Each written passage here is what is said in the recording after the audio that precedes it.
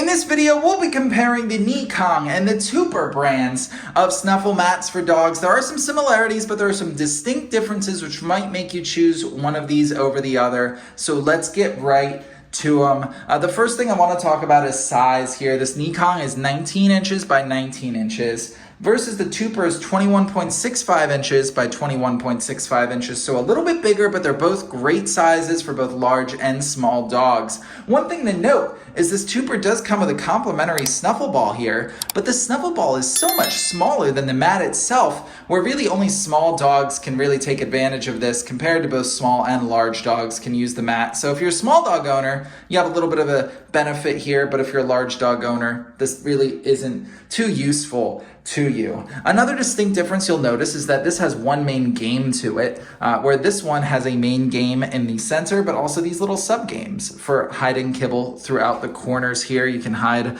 individual pieces under these flaps and so forth there. So you might assume that this one is going to be more challenging for your dog and provide them a little bit more mental stimulation because of all of these games, but that's not necessarily true. With this NEECONG, you can spread the kibble throughout and then use this drawstring to zip it up and give your dog an even bigger challenge trying to find the kibble now that it's a smaller kind of diameter and a little more compact. It makes it much harder for them to find it. So it's nice that you have varying levels of difficulty for your dog there. And one thing I do notice about the NEECONG is it seems more well-made, higher quality materials. This seems a little thin and a little flimsy to me. So there are some pros and cons in that. In addition, I think that the NEECONG is so much faster to distribute the kibble in compared to individually hiding kibbles in all of these little sub games there.